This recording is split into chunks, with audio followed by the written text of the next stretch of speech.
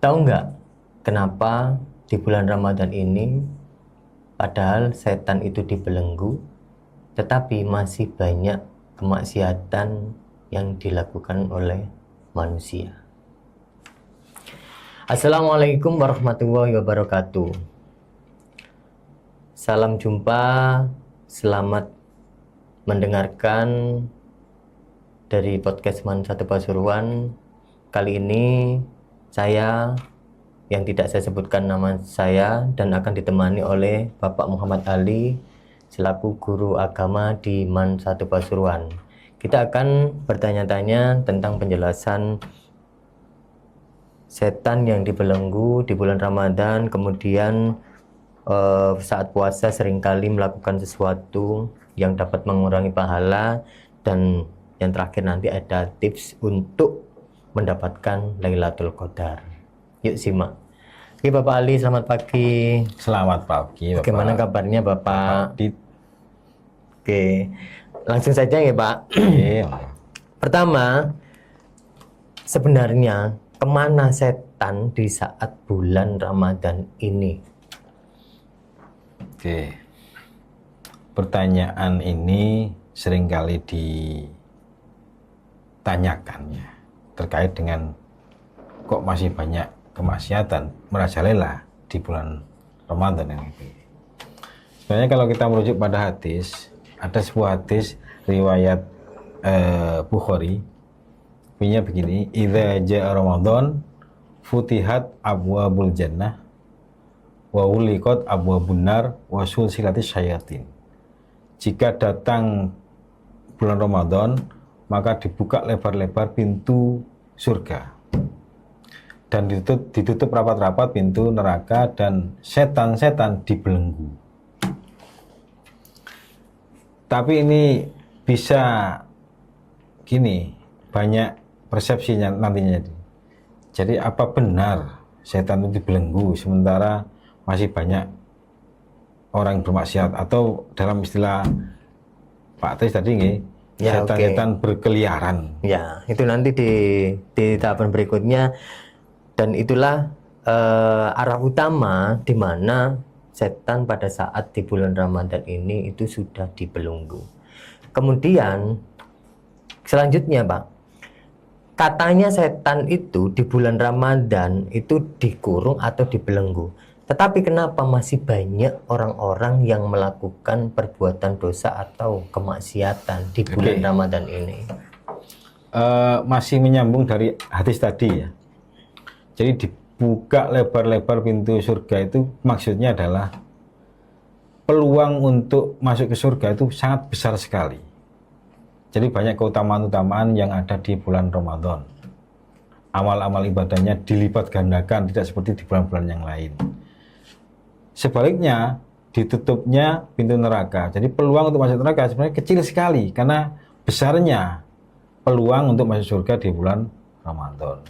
Dan setan dibelenggu. Ini ada yang mengatakan memang betul-betul dibelenggu memang.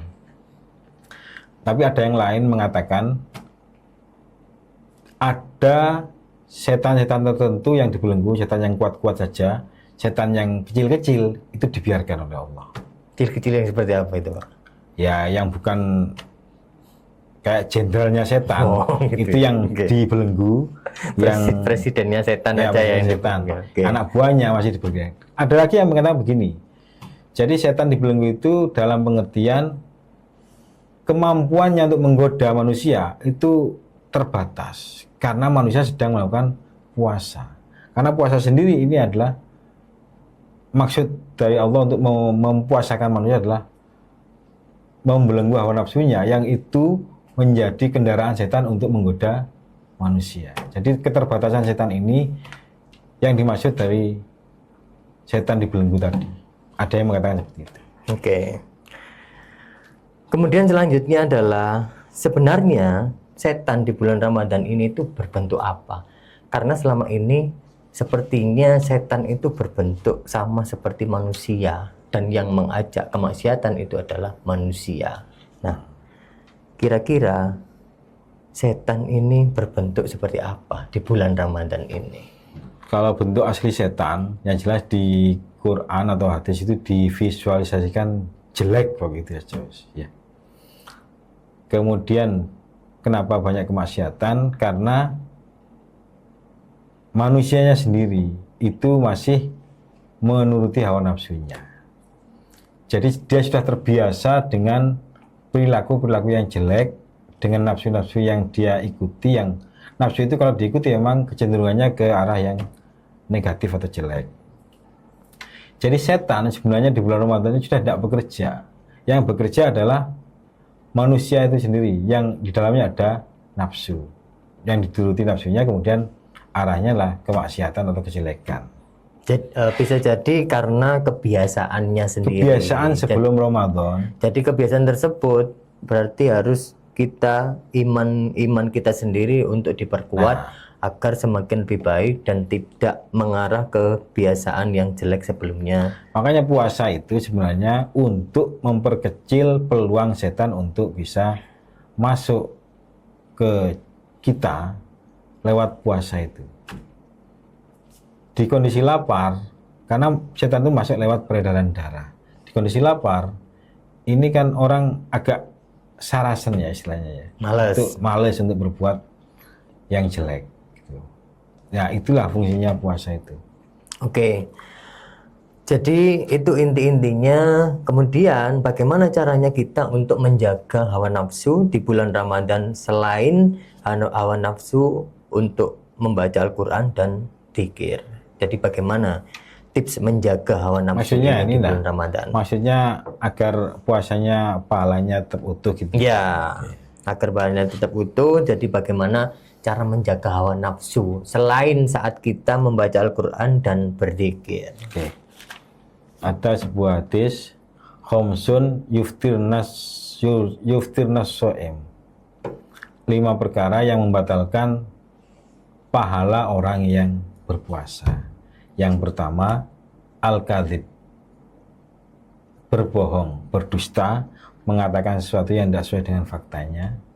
Kemudian yang kedua itu al-ghibatu, menggunjing orang lain.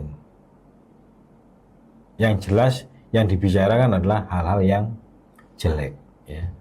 Itu mengurangi pahala puasa atau bahkan bisa menghabiskan pahala puasa. Yang ketiga, an-namimah. An-namimah itu adu domba. Adu domba itu berarti merekayasa agar orang lain satu dengan yang lain saling berseteru. Nah sekarang banyak kan, sekarang kalau dulu mungkin adu dombanya face to face ya, kita dengan ini dulu baru ke yang lain, ngomongnya tidak sama. Sekarang adu domba lebih mudah karena ada gadget lewat medsos, bahkan tidak 1-2 orang sekarang yang bisa didomba. Bisa satu kelompok dengan kelompok lain, bahkan negara satu dengan negara yang lain.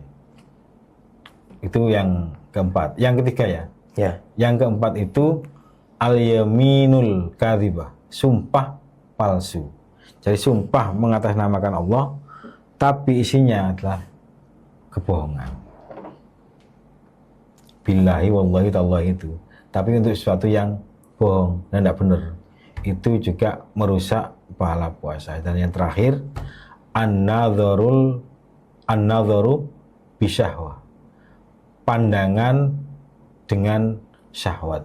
Jadi memandang, ini yang agak sulit memang ya dihindari, karena kita dikelilingi oleh media yang begitu rupa, tampilannya juga beragam, ada yang bagus, ada yang tidak seharusnya kita lihat kan gitu. Ya. Jadi 5 itu tadi. Jadi 5 itu, kalau 5 itu merusak, berarti ya untuk supaya palanya utuh, hindari 5 hal itu. Agar tetap hawa nafsu di bulan Ramadan ini kita bisa menjaga betul-betul. Karena kalau kita melihat podcast-podcast yang kemarin ya, ada 3 tingkatan itu kan. Somul awam, somul khawas atau khos, somul khawasul khos gitu. Paling tidak kita di tingkatan 2, somul khawas, puasanya orang khusus. Di situ kan tidak hanya mencegah makan dan minum dan berhubungan suami istri saja, tapi panca indera kita juga dijaga, mulai dari mata, hidung, dan selainnya dan sebagainya, agar pahalanya tetap utuh. Oke, jadi itulah beberapa tips agar menjaga hawa nafsu. Selain itu juga bisa dengan cara tidur. Tapi dengan cara tidur bukan berarti sambil bermain HP. Tidur dan tidak melupakan ibadah sholat 5 waktu. Oke, yang terakhir Pak, karena ini masuk malam Lailatul Qadar di 10 hari malam terakhir, tips mendapatkan malam ataupun mendapatkan Lailatul Qadar dan apa manfaatnya saat kita bisa mendapatkan Lailatul Qadar. Oke, Lailatul Qadar itu kalau menurut hadis itu ada di 10 hari terakhir ya, di fase ketiga ya, di bulan Ramadan, Malam-malam ganjil dan malam-malam ganjil. Seperti Karena itu ada biasanya. hadisnya itu, idza hadara al-ashru ya, jika sudah datang 10 hari terakhir di bulan Ramadan itu, ahyal lailah, Nabi itu menghidupkan malam. Artinya menghidupkan malam adalah mengisi malam-malamnya dengan ibadah. Bisa sholat, bisa baca Quran, dan lain sebagainya. Tentu yang baik-baik. Wa aiqadha ahluhu, dan membangunkan wa aiqadha ahlahu, dan membangunkan keluarganya. Jadi tidak sendirian Nabi itu. Beliau ini juga mengajak keluarganya untuk supaya bisa mendapatkan Lailatul Qadar itu. Wasadda, bersungguh-sungguh. Kemudian wajada, bersungguh-sungguh. Wasadal minzar, mengencangkan ikat pinggang. Berarti beliau siap berjuang. Berjuangnya tidak main-main untuk mendapatkan Lailatul Qadar, karena fadilahnya luar biasa. Khairum min alfi syahrin, lebih baik daripada 1000 bulan. Kalau dihitung dibagi 1000 bulan itu dibagi 12, itu hitungannya kalau tidak salah 83 tahun lebih. Ya kan umur kita belum tentu sampai 83 tahun. Itu keutamaannya Lailatul Qadar. Jadi manfaatnya itu bisa menjadikan diri kita semakin lama semakin lebih baik seperti itu. Harusnya setelah Ramadan kita itu menjadi pribadi yang lebih baik, karena Ramadan ini sebenarnya digembleng kita itu di apa istilahnya ya, dibina agar menjadi pribadi yang baik. Tidak hanya merubah pola jadwal makan ya, tapi hati juga dilembutkan oleh Allah. Kemudian panca indera kita juga dijaga oleh Allah, karena orang lapar itu biasanya kan tidak mau neko-neko gitu. Beda dengan orang yang tidak puasa. Ya. Oke, cukup Pak ya. Satu lagi keutamaannya Lailatul Qadar. Jadi kalau Lailatul Qadar itu dilakukan imanan wa ihtisaban, dengan penuh keimanan dan penuh harap dari Allah, ghufira lahu ma taqaddama min dzambi. Jadi Allah mengampuni dosa-dosa yang sudah lalu, yang sudah dilewati. Enak kan? Dosanya diampuni, dapat keutamaan lebih dari 1000 bulan atau 83 tahun lebih. Oke, itulah pendengar setia podcast Man Satu Pasuruan. Jadi tips-tips, kemudian setan di bulan Ramadan itu tadi sudah jelaskan. Kemudian yang terakhir adalah tips mendapatkan Lailatul Qadar. Jadi masih ada waktu kurang lebih 7-8 hari kita bisa untuk melaksanakan sholat malam. Oke, sekian itulah dari kami dari podcast Man Satu Pasuruan. Saya akhiri, terima kasih Bapak Ali. Ya, Assalamualaikum warahmatullahi wabarakatuh. Waalaikumsalam warahmatullahi wabarakatuh.